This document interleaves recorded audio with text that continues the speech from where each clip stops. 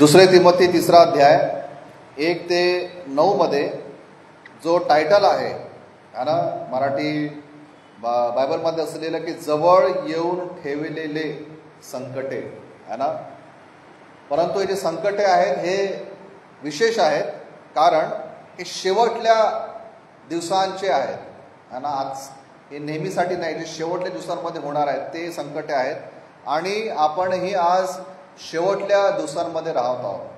प्रियांनो, एक गोष्ट आपण नेहमी लक्षात ठेवली पाहिजे की जरी आपण या जगामध्ये आहोत, जगत आहोत, आपण आपलं रोजचं लाईफ जगत आहे, लेकरं शाळेला जात असतील, ट्युशनला जात असतील आणि जॉब करणारे मग आपल्या जॉबला जात असतील, घरी आपण काम करत आहोत, सेवा करत आहोत, सर्व काही अगदी बरोबर आहे, असं होत राहील, चालत राहणार आहे.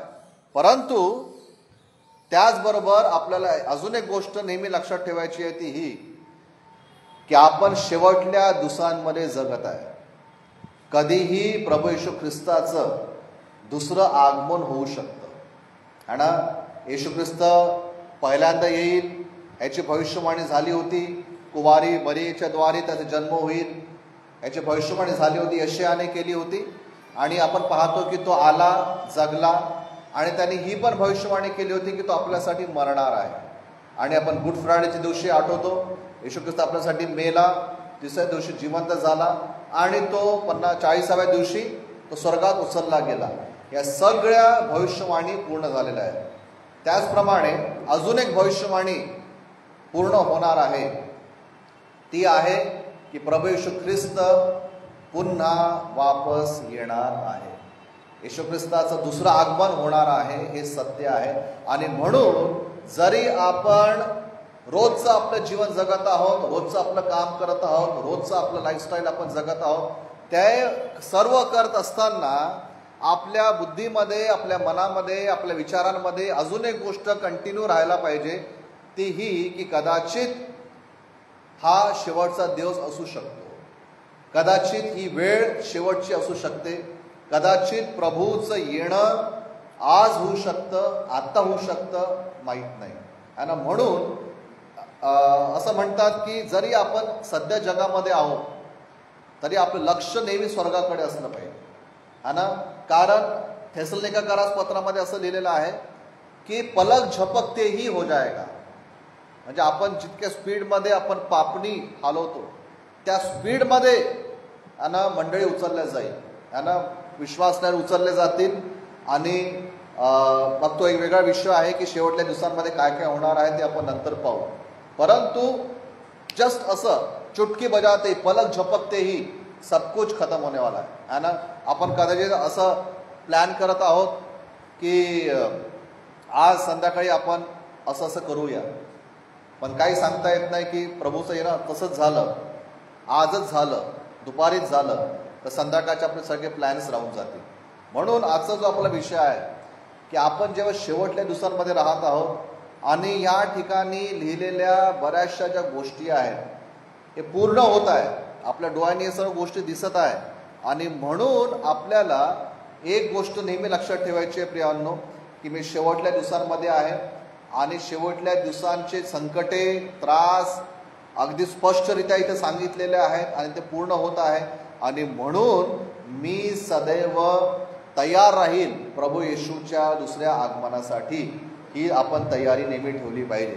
मत्तेकृत शुभवर्तमान 25व्या अध्यायामध्ये आपल्याला घटना माहीत आहे. येशू ख्रिस्ताने एक दृष्टांत सांगितला की 10 कुमारी होत्या, त्यांनी ते नवरदेवाच्या येण्याची वाट पाहत होते आणि त्यांनी आपापले मशाले आपल्याजवळ ठेवली होती. परंतु काय झालं, जेव्हा नवरदेवाला यायला उशीर झाला आणि तेव्हा जे त्याच्यामध्ये 5 कुमारिकांना मूर्ख म्हणण्यात आलं आणि त्यांनी काय केलं, ते वाट तर पाहत होते परंतु त्यांनी आपले दिवे जड ठेवण्यासाठी त्यांनी स्वतःसोबत तेल ठेवलं नाही. आणि जेव्हा नवरदेवाला यायला उशीर झाला तेव्हा त्यांचे दिवे विजू लागले. आणि परंतु जे 5 बुद्धिमान कुमारी तिथं होत्या त्यांनी आपल्यासोबत तेल ठेवलं होतं यासाठी की जर नवरदेव याला उशीर होईल तर आमचे दिवे विझले पाहिजे नाही. ते तयार होते आणि जेव्हा उशिरा रात्री जेव्हा नवरदेव आला तेव्हा हे 5 बुद्धिमान कुवारी जाण्यासाठी तयार होत्या आणि जे 5 मूर्ख होत्या ते इकडे तिकडे भटकत होत्या की आम्हाला तेल पाहिजे. प्रियांनो, बरेचशा ठिकाणी प्रभू येशू ख्रिस्ताने मला आणि तुम्हाला पवित्र शास्त्रातून हे सांगितलेलं आहे की हे जग आपलं घर नाही आहे, ही पृथ्वी आपलं घर नाही आहे, ये दुनिया हमारा घर नहीं है. जरी आपल्याला इथं राहायचं, जोपर्यंत ख्रिस्त येत नाही तोपर्यंत आपल्याला इथं राहायचं आहे, जॉब करायचा आहे, नोकरी करायची आहे, सगळे आपले कार्य करायचे आहे, सर्व आपल्याला करायचं आहे. परंतु तरीही हे जग आपलं घर नाही आहे. आपल्याला सदैव तयार राहायचं असं देवाचं वचन आपल्याला सांगतं. आणि म्हणून काही गोष्टींवर आज आपण लक्ष लावूया. कलस्सेकरास पत्र याचा 3रा अध्याय आणि 1 ते 3 आणि कलस्सेकरास पत्र याचा 3रा अध्याय 1 ते 3 मध्ये आपण वचन वाचूया. म्हणून तुम्ही ख्रिस्ताबरोबर उठविले गेला आहात, तर ख्रिस्त देवाच्या उजवीकडे जेथे बसला आहे तेथे वरील गोष्टी मिळवण्याचा यत्न करा. वरील गोष्टींकडे मन लावा, पृथ्वीवरील गोष्टींकडे लावू नका. आणि कलस्सेकरास पत्र 1 अध्याय काय सांगत आहे की तुम्ही आता ख्रिस्तामध्ये जिवंत केलेले आहे. तुम्हाला आता ख्रिस्तामध्ये परमेश्वराने उठवलेला आहे. आता तुम्ही पापामध्ये नाही आहे, आता तुम्ही प्रभूमध्ये जिवंत झालेले आहात, उठविले गेलेले आहात. म्हणून जिथं ख्रिस्त बसला आहे आणि ज्या ठिकाणी ख्रिस्त विराजमान आहे परमेश्वराच्या उजवी बाजूला, येशूचं आज स्थान कुठं आहे? परमेश्वराच्या उजवीकडे आज येशू ख्रिस्त बसलेला आहे. तर म्हणून पॉल काय म्हणत आहे की तुम्ही त्या वरील गोष्टी, स्वर्गीय गोष्टी मिळवण्यासाठी तुम्ही प्रयत्न करत राहा. आणि पुढं काय म्हणतो की पृथ्वीवरील गोष्टींकडे मन लावू नका, पृथ्वीवरील गोष्टींकडे आपला जीव लावू नका, परंतु वरील गोष्टीकडे तुम्ही आपलं मन लावा. आणि आज आपण स्वतःला विचारूया की माझं मन कुठं आहे? आणि माझं मन या जगाच्या गोष्टींकडे आहे का? माझं मन या जगामध्ये जे आहे राहणं, रोटी कपडा मकान आणि खाना पिना याच्यामध्ये आहे का? ऑफकोर्स आपण असं नाही म्हणू शकत की इथं राहायचं आहे तर मी कसंही राहीन, शेवटी जायचं तर आहे. आता काही काही लोक असेही अति आहेत की तेही बरोबर नाही. अब जाना ही है तो भैया क्या खाना क्या पहना ऐसे ही रहो एकदम, वो भी गलत आहे. तसं पण नाही. या जगामध्ये राहत असताना उत्तम रीती आपल्याला राहायचं आहे. खाणं पिणं राहणं सगळं काही व्यवस्थित ठेवायचं आहे. एकदम आपल्याला जायचं आहे म्हणून कसंही नाही राहायचं आहे, या व्यवस्थित राहायचं आहे. परंतु ते राहत असताना, व्यवस्थित राहत असतानाही आपल्याला एक गोष्ट लक्षात ठेवायची आहे की पॉल काय म्हणतो की मी उठवायला गेलेलो आहे आणि मला जरी मी या ठिकाणी राहत आहे पण माझं मन इथं नाही आहे, माझं मन वरील गोष्टींकडे आहे. आज माझ्या हातामध्ये, उदाहरणार्थ आज माझ्या हातामध्ये मोबाईल आहे किंवा माझ्या घरामध्ये कार आहे किंवा माझ्या घरी माझा बंगला आहे किंवा माझी शेती आहे किंवा माझे लेकरं आज फॉरेनमध्ये आहे. बऱ्याचशा जागतिक गोष्टी माझ्याकडे आहेत, व्हेरी गुड, असल्या पाहिजे, चांगल्या गोष्टी आहेत. परंतु मन त्याच्यावर नसावं असं देवाचं वचन सांगतं. आणि मन नसावं, वापरा, त्याचा उपयोग करा, सर्व करा, परंतु मन कुठं असलं पाहिजे? वरील गोष्टींकडे. म्हणून देवाचं वचन काय सांगतं? पृथ्वीवरील नाही परंतु वरच्या गोष्टी म्हणजे स्वर्गच्या परमेश्वराच्या गोष्टींकडे तुमचं मन असलं पाहिजे. Praise the Lord. का? आपण शेवटल्या दिवसांमध्ये आहोत. का? कधी पण ख्रिस्त येऊ शकतो.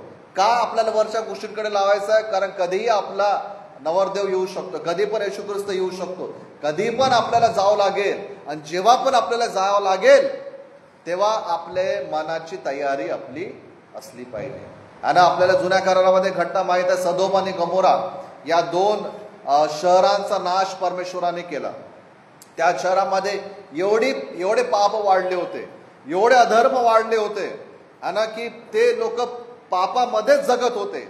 आणि परंतु सरतेशेवटी प्रभूने हे म्हटलं की आता मी या दोन्ही नगरांचा नाश करणार आहे. परंतु त्या नगरामध्ये एक धर्मी फॅमिली राहत होती आणि लूत होता. आणि परमेश्वराने म्हटलं की लूत, तू तुझा परिवार बाहेर निघा. स्वर्गदूत त्या ठिकाणी गेले आणि म्हटलं तुम्ही बाहेर निघा आणि बाहेर जेव्हा तुम्ही इथून पळून जाल तेव्हा मागे वळून पाहू नका. है ना, पीछे मुड़ के मत देखना. असं परमेश्वराने त्यांना आज्ञा केली. आणि जेव्हा ते निघू लागले बाहेर, परमेश्वराने अग्निवर्षा सुरू केली आणि गंधरच पडू लागला. तो नगर नाश होऊ लागले. परंतु लूतची जी बायको होती, पत्नी होती, ती पळत होती बाहेर, परंतु तिचं मन अजूनही त्या शहरामध्ये होतं, अजूनही त्या प्रॉपर्टीकडे, अजूनही त्या सगळे शॉपिंग मॉल म्हणा किंवा जे काही त्या ठिकाणी होतं, त्या सर्व गोष्टींकडे तिचं मन होतं. आणि तिला असं वाटलं की मी तर जात आहे, पण ते सर्व सोडून मला जावं लागत आहे. तिचं मन त्या शारीरिक किंवा जागतिक गोष्टींकडे होतं. आणि देवाचं वचन काय सांगतं की जेव्हा तिने पलटून पाहिलं, तिच्यावर न्याय आला है ना. ती काय झाली? ती मिठाचा खांब झाली. काय सांगत आहे ती घटना? काय सांगत आहे घटना? हे सांगत आहे की आपल्याला परमेश्वराकडे धावायचं आहे, आपल्याला स्वर्गाकडे धावायचं आहे. आणि जर मागच्या गोष्टी जर सुटत आहेत तर त्यांना सुटू द्या, जात आहेत तर जाऊ द्या, ते नाश होत आहेत तर होऊ द्या. कारण तो आपला उद्देश नाही आहे. आपला उद्देश काय आहे? स्वर्ग आहे. आपला उद्देश परमेश्वर आहे. आपला उद्देश अनंत जीवन आहे. आपला उद्देश स्वर्गीय राज्य आहे. आणि म्हणून शेवटल्या दिवसांमध्ये आपण राहत आहोत. कधी पण ख्रिस्ताचं येणं होऊ शकतं. या जगामध्ये राहत असताना खाणं पिणं राहणं सर्व काही आपल्याला करायचं आहे, परंतु आपलं मन, आपलं अंतःकरण सदैव परमेश्वराच्या राज्याकडे आपण लावून ठेवलेलं पाहिजे. आणि म्हणून पौल म्हणतो कलोस्यकरास पत्र की तुम्ही जिथं ख्रिस्त वर्तमान आहे, जिथं ख्रिस्त बसलेला आहे, त्या परमेश्वराच्या उजवीकडे तुम्ही आपलं लक्ष लावा. आणि तुम्ही पृथ्वीवरच्या नाही परंतु स्वर्गीय वस्तूंवर तुम्ही तुमचं लक्ष लावा, असं पौल आपल्याला सांगत आहे. आणि काय होतं माहित आहे का की जेव्हा आपण स्वर्गीय वस्तूंकडे जेव्हा आपण लक्ष लावतो तेव्हा आपल्याला या जगाच्या त्रासांमध्ये त्रास होत नाही. जेव्हा आपलं लक्ष ख्रिस्ताकडे आहे आणि ख्रिस्ताकडे लक्ष राहत असताना जर या जगामध्ये आपल्याला काही त्रास आहे, शारीरिक त्रास आहे, मानसिक त्रास आहे, आर्थिक त्रास आहे, पण आपण काय म्हणू, ठीक आहे त्रास आहे, ठीक आहे, परंतु मला इथं तर नेहमी राहायचं नाही आहे, हे तर सोडून मला जायचं आहे. जेव्हा आपलं लक्ष प्रभूकडे राहतं ना, या जगाचे टेन्शन आपल्याला त्रास देणार नाही. पण जर आपण हे म्हणू की मला इथंच राहायचं आहे, हेच माझं घर आहे, इथंच माझं जगायचं, इथंच मला सर्व करायचं आहे, मग ह्याचं कसं होईल, ह्याचं कसं करणार, आणि म्हणून माणसाचं टेन्शन वाढतं. परंतु देवाचं वचन काय सांगतं की जर तुम्ही प्रभूकडे लक्ष लावता तर त्रासामध्ये सुद्धा या जगामध्ये तुम्ही शांतीने राहू शकता ना. म्हणून प्रभूकडे आपण नेहमी लक्ष आपण लावलं पाहिजे. इब्री लोकांस पत्र याचा 11वा अध्याय आणि 24 पासून पुढं जर आपण वाचतो तर त्या ठिकाणी मोशेचं एक उदाहरण आपल्याला मिळतं. त्याचं बघा लक्ष कुठं होतं है ना. इब्री लोकांस पत्र याचा 11वा अध्याय आणि 24 वचनापासून पुढं असं लिहिलेलं आहे की मोशे प्रौढ झाल्यावर त्याने आपणास फारोच्या कन्येचा पुत्र म्हणून याचे विश्वासाने नाकारले. पापाचे क्षणिक सुख भोगणे यापेक्षा देवाच्या लोकांबरोबर दुःख सोसणे हे त्याने पसंत करून घेतले. ख्रिस्ता प्रित्यर्थ विडंबना सोसणे ही मिसर देशातील धनसंचयापेक्षा अधिक मोठी संपत्ती आहे असे त्याने गणिले, कारण त्याची दृष्टी प्रतिफळावर होती. काय लिहिलेलं आहे मोशेबद्दल? काय लिहिलेलं आहे? मोशे कोण होता? मोशे राजाच्या महलामध्ये राहणारा होता हा ना. मोशे राजवाड्यात राहायचा, सर्व ऐशो आरामात राहायचा, सर्व उत्तम गोष्टी त्याला त्या राजवाड्यामध्ये मिळत होत्या. परंतु त्याला हे समजलं की राजवाड्यामध्ये राहून मला पापात राहावं लागणार आहे, राजवाड्यामध्ये राहून मला परमेश्वरापासून दूर जावं लागणार आहे. म्हणून त्यांनी काय केलं? राजवाडा सोडून दिला. राजाच्या मुलीचा मुलगा होणं हे त्याने नाकारलं. आणि काय लिहिलेलं आहे की पापाचे क्षणिक सुख भोगण्यापेक्षा तो म्हणतो की मी देवाच्या लोकांबरोबर मी दुःख सोसायला तयार आहे. का? कारण त्याचं लक्ष पुढच्या प्रतिफळावर होतं आणि उसका ध्यान जो था वो आगे के फल के तरफ था. मोशे पहा एक फार मोठं उदाहरण आपल्या समोर आहे. तो काय म्हणतो की या ठिकाणी मी राजवाड्यात राहत आहे, इथं मला सर्व मिळत आहे, खाणं पिणं कपडे जे पाहिजे आणि सर्व शारीरिक वासना पूर्ण करण्यासाठी जे काही त्याला पाहिजे सर्व ते त्याला त्या राजवाड्यात मिळत होतं. परंतु मोशेने काय म्हटले की नाही, हे सुख आहे, खाणं पिणं सर्व काही सुख आहे, परंतु हे पापाचं सुख आहे. आणि पापाचं सुख जे आहे हे फक्त थोड्या वेळासाठी आहे, काही क्षणासाठी आहे, नंतर संपणार आहे. म्हणून तो काय म्हणतो, हे पापाचं थोड्या वेळाचं सुख, क्षणिक सुख मला नको, मला परमेश्वरासोबत अनंतकालिक सुख पाहिजे. आणि म्हणून त्यांनी काय केलं, ख्रिस्ताबरोबर राहण्यासाठी, परमेश्वरासोबत नेहमीसाठी राहण्यासाठी त्यांनी या जगाचे पाप आणि पापामय सुख सोडून दिलं. आणि त्यांनी काय केलं, देवाच्या लोकांबरोबर दुःख सोसणं त्याने सुरू केलं. आणि कारण त्याचं लक्ष जे होतं ना, त्याची दृष्टी जी होती ना, ती पुढच्या वस्तूंकडे होती. प्रियांनो, चॉईस नेहमी आपल्यासमोर राहणार आहे. चॉईस असा राहणार आहे, मी या जगाचे सुख उपभोगू की मी अनंत काळाचा आनंदच उपभोगू. आणि जर आपल्याला सार्वकालिक जीवनाचा आनंद पाहिजे तर या जगामध्ये आपल्याला मिळणारं सुख आपल्याला त्यागावं लागणार आहे. जर आपल्याला सार्वकालिक जीवनामध्ये आनंद पाहिजे तर या जगामध्ये राहणारं जे पापमय सुख आहे त्याला आपल्याला सोडावं लागणार आहे. आणि म्हणून आपली दृष्टी जी आहे ती वरच्या गोष्टींकडे असावी. मोशेचं लक्ष वरच्या गोष्टींकडे होतं, मोशेची दृष्टी स्वर्गाकडे होती. आज आपली दृष्टी कुठं आहे हे आज आपण स्वतःला चेक करूया की मी कुठं पाहत आहे. जगात तर मला राहायचं आहे, मला सर्व जगामध्ये पाहिजे, परंतु माझं लक्ष मला स्वर्गाकडे ठेवायचं असं देवाचं वचन आपल्याला सांगतं.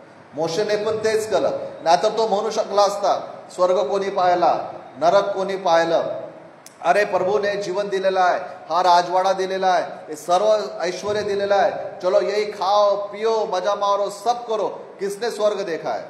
पण तो म्हणतो की नाही, मला या जगाचं क्षणिक सुख नको, मला परमेश्वरासोबत सार्वकालिक सुख आनंदाची मला इच्छा आहे. म्हणून प्रियांनो, या शेवटल्या दिवसांमध्ये आपण राहत आहोत. कधीही ख्रिस्ताचं येणं होऊ शकतं, कधीही मंडळी उचलल्या जाईल, आपल्याला माहीत नाही. फक्त आपल्याला हे पाहायचं आहे की जरी मी जगामध्ये राहत आहे, जोपर्यंत मी जगामध्ये आहे, मला सर्व जबाबदाऱ्या पूर्ण करायच्या आहे.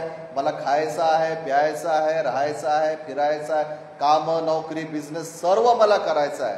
हे सर्व करत असताना माझं लक्ष परमेश्वराकडे असलं पाहिजे. जरी मी इथं आहे, जरी मी सगळं वापरत आहे, तरी माझं लक्ष प्रभूकडे आहे. ह्या अंतःकरणाने प्रिय आपण जगलं पाहिजे. प्रेज द लॉर्ड, है ना. आणि म्हणून प्रियांनो, या वेळेला आपण आपल्या जागेवर उभं राहूया, है ना. आणि आपण प्रार्थना करू की आपण प्रभूला म्हणूया, प्रभू तू मला मदत कर. या जगामध्ये मी आहे, परंतु या जगात राहत असताना माझं लक्ष स्वर्गीय वस्तूंकडे लावण्यासाठी तू मला मदत कर. आपण आपले डोळे बंद करू आणि व्यक्तिगत प्रार्थना करूया. शेवटले दिवस आहेत, कधी प्रभूचं येणं होईल माहीत नाही. कब हम उठा लिए जाएंगे हम लोग नहीं मालूम. आजचा दिवस शेवटचा असू शकतो, कदाचित प्रभू येईल, परंतु केव्हा येईल आपल्याला माहीत नाही. जेव्हा पण तो येईल, आपण तयार आहोत का? आज आपलं लक्ष कुठं आहे? स्वर्गीय वस्तूंकडे आहे का? वरील गोष्टींकडे आपलं लक्ष आहे का? आपण जगात आहोत, अगदी बरोबर आहे. आपल्याला नोकरी करायची आहे, बिझनेस करायचा आहे, अभ्यास करायचा आहे, घर चालवायचं आहे, पैसा कमवायचा आहे, लेकरांची काळजी घ्यायची आहे, सर्व आपल्याला करायचं आहे. परंतु हे सर्व करत असताना देवाचं वचन आपल्याला काय सांगतं? स्वर्गीय वस्तूंकडे पाहत आहे. आणि त्याच प्रकारे समर्पण आज आपण करूया. देव बाबा, आम्ही तुझ्या पवित्र चरणाजवळ येतो. तू आम्हाला या जगामध्ये ठेवलेला आहेस, जबाबदाऱ्या दिलेल्या आहेस, कामं दिलेल्या आहेत, ते सर्व पार पाडण्यासाठी तू आम्हाला मदत करतोस. आम्ही तुला धन्यवाद देतो. आम्ही त्यातून पळू शकत नाही, आमच्या परिवारापासून आम्ही पळू शकत नाही, आमच्या सेवेपासून आम्ही पळू शकत नाही, परंतु त्याचबरोबर आमचं लक्ष या गोष्टींकडे नसताना आमचं लक्ष स्वर्गीय वस्तूंकडे असावं असं सुद्धा वचन सांगतं. म्हणून आमची प्रार्थना आहे प्रभू, जगात राहत असताना सर्व जबाबदाऱ्या पूर्ण करतानाही आम्ही ख्रिस्ताकडे पाहत राहू, आम्ही परमेश्वराकडे पाहत राहू. आम्ही स्वर्गीय वस्तूंकडे पाहत राहावं, आम्ही प्रार्थनेमध्ये राहावं, आम्ही वचनांमध्ये राहावं, आम्ही स्तुतीमध्ये राहावं, आम्ही चर्चमध्ये राहावं, आम्ही तुझ्या भक्तीमध्ये राहावं, म्हणून तू आम्हाला सहायता कर. पिता, या जगामध्ये आम्ही गुरफटून न जाण्यासाठी तू आम्हाला मदत कर, परंतु जगामध्ये राहत असतानाही आमचं लक्ष परमेश्वराच्या गोष्टींकडे असण्यासाठी तू आज आम्हाला सहायता कर. आम्ही आमचं समर्पण पिता तुझ्या हातामध्ये करतो आणि धन्यवाद देतो आणि प्रार्थना प्रभू येशूच्या नावाने मागतो म्हणतोय. आमेन. यावेळेला आपण खाली बसूया आणि एक छोटीशी विशेष प्रार्थना करून मग आपण प्रभूची प्रार्थना करूया. 5 तारखेला टीचर्स डे आपण सेलिब्रेट करतो. आपल्यामध्ये काही भूतपूर्व टीचर्स आहेत असं मला वाटतं. तर कोणी असतील तर आपल्या जागेवर उभं राहा, आपण प्रार्थना करू. आणि कोणी है क्या जो टीचर है थे अभी नहीं है, पहले हो सकते हैं, तो प्रार्थना करेंगे और परमेश्वर आपल्याला आशीर्वाद. संडे स्कूल टीचरही असू शकतात आणि शाळेचे टीचर म्हणजे फक्त शाळेचे नाही, बायबल वुमन पण असू शकतात जे बायबल शिकवतात, बायबल ची प्रचार करतात, है ना. आपण प्रार्थना करूया आणि हे शिक्षकांसाठी आज आपण विशेष प्रार्थना करू. देव बाबा, आम्ही धन्यवाद देतो प्रभू, आम्ही स्तुती आराधना करतो. पिता, शिक्षक आमच्या आयुष्यामध्ये दिलेल्या आहेत, ज्यामध्ये शिकवितात आणि या मंडळीमध्ये पण जे पण शाळेमध्ये शिकवलेले टीचर्स असतील, संडे स्कूलमध्ये शिकवलेले टीचर्स असतील, आज आले किंवा न आले असतील पिता परमेश्वर, येऊ शकले नाही पिता, आज आम्ही सर्व शिक्षकांना आज आम्ही आठवण करतो पिता, जे आम्हाला आत्मिकरित्या शिकवतात, जागतिकरित्या शिकवतात, आमचे आईवडील पण आम्हाला शिकवतात. या सर्व टीचर्सला जे वेगवेगळ्या पद्धतीने पिता आमच्यासोबत आम्हाला ज्यांनी शिकवलेलं त्यासाठी आम्ही धन्यवाद देतो. त्यांचं जीवन तो आशीर्वादित कर प्रभू, त्यांचं वैयक्तिक जीवन ब्लेस कर प्रभू. आणि पिता, त्यांनी आपल्या विद्यार्थ्यांना जे बी दिलेलं आहे, जे शिक्षण दिलेलं आहे प्रभू, त्यांना तू ब्लेस कर पिता परमेश्वर. आज आम्ही सर्व शिक्षकांना पिता पुत्र आणि पवित्र आत्म्याच्या नावाने आम्ही आशीर्वादित करतो. आम्ही धन्यवाद देतो आणि प्रार्थना उद्धार करता तारणार आमचा येशू ख्रिस्त याच्याद्वारे मागतो म्हणतो आहे. आमेन. आमेन. आपण आपल्या जागेवर उभं राहू आणि प्रभूने शिकवलेली प्रार्थना यावेळेला आपण करूया. हे आमच्या स्वर्गातील बापा, तुझे नाव पवित्र मानले जाओ, तुझे राज्य येऊ, जसे स्वर्गात तसे पृथ्वीवरही तुझ्या इच्छेप्रमाणे हो. आमची रोजची भाकर आज आम्हास दे, आणि जसे आम्ही आपल्या ऋणास सोडिले तसेच तो आमच्या ऋणी आम्हास सोड, आणि आम्हास परिचित आणू नकोस तर आम्हास वाईटापासून सोडे, कारण की राज्य, सामर्थ्य आणि गौरव ही सर्व काळ तुझीच आहे.